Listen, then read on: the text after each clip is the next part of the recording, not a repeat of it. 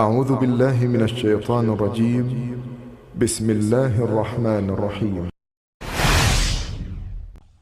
نہروان کی لڑائی کے بعد سیدنا علی کا ارادہ شام پر حملہ کرنے کا تھا۔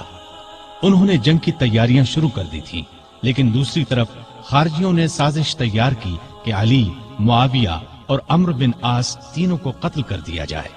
ان کے خیال میں امن اسی صورت میں قائم ہو سکتا تھا۔ چنانچہ اس کام کے لیے 3 آدمی مقرر ہوئے۔ عبد الرحمن بن ملجم نے علی کو، برق بن عبداللہ نے امیر معاویہ کو اور عمرو بن بکر نے عمرو بن عاص کو شہید کرنے کا ذمہ لیا۔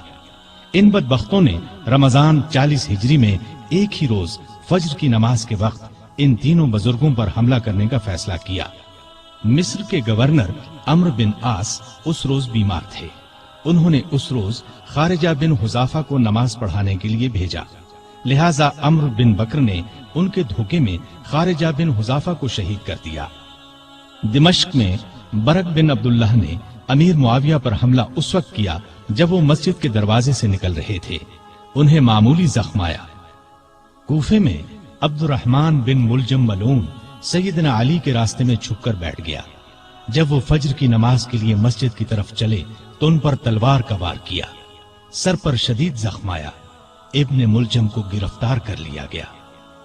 سیدنا علی نے اپنے بیٹوں حسن اور حسین کو بلا کر کچھ نصیحتیں کی اور اپنے قاتل کے بارے میں فرمایا، اسے کھانا کھلاؤ، پانی پلاؤ اور اچھی طرح رکھو۔ اگر میں اس زخم سے مر جاؤں تو اسے قتل کرنا، شریعت کا یہی حکم ہے۔ اس کے ناک اور کان وغیرہ نہ کاٹنا۔ اگر میں بچ گیا تو میری مرضی، چاہے اس سے بدلہ لوں یا معاف کر دوں۔ ابن ملجم کی تلوار زہر آلود تھی، وہ اس زخم سے شہید ہو گئے۔ انا للہ و انا الیہ راجعون۔ یہ رمضان کی 17، 18، 19، 20 یا 21 میں سے کوئی تاریخ تھی۔ ہجرت کا 40واں سال تھا اور ان کی عمر اس وقت 63 سال تھی۔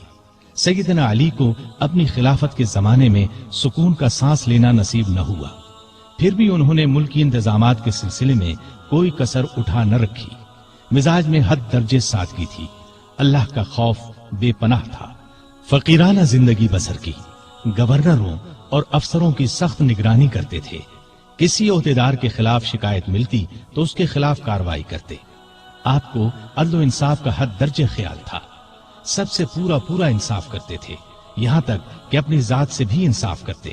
ہر ایک کے لیے ان کا دروازہ ہر وقت کھلا رہتا تھا، بلا روک ٹوک کوئی بھی ان کے پاس آ سکتا تھا۔ رعایا پر بہت مہربان تھے، ان کی بہتری کے لیے جو ہو سکتا تھا کرتے تھے۔ بازاروں میں گشت کرتے تھے، بیت المال میں جو رقم جمع ہوتی تھی کھلے دل کے ساتھ غریبوں، مسکینوں اور دوسرے حقداروں میں تقسیم فرما دیتے۔ غیر مسلموں کے ساتھ بھی اچھا برتاؤ کرتے تھے۔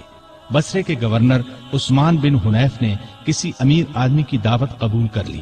آپ کو اطلاع ملی تو اسے لکھا، اے ابن حنیف، میں نے سنا ہے کہ بصرے کے ایک دولت مند نے تمہیں بڑی شاندار دعوت دی۔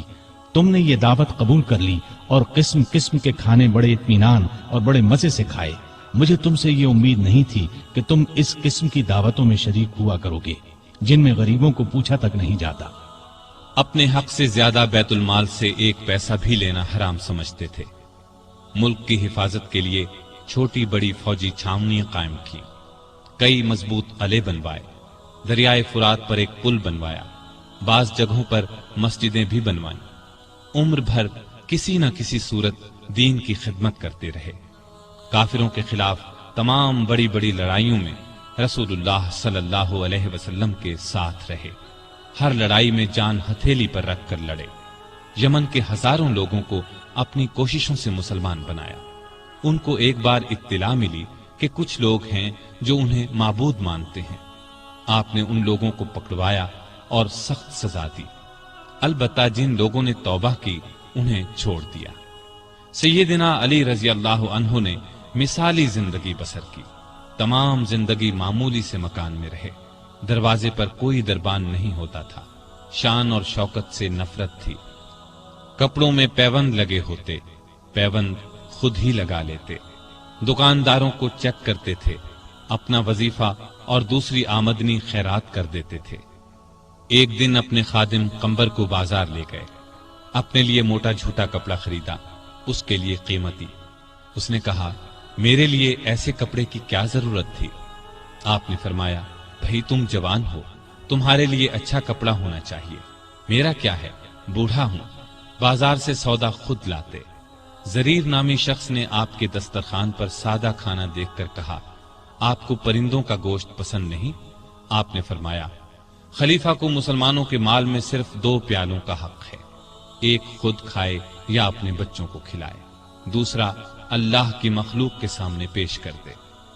عید سے چند روز پہلے کسی نے آپ کے کپڑوں میں پیوند دیکھ کر کہا، امیر المومنین، آپ 2 درہم میں ایک نیا جوڑا کیوں نہیں خرید لیتے؟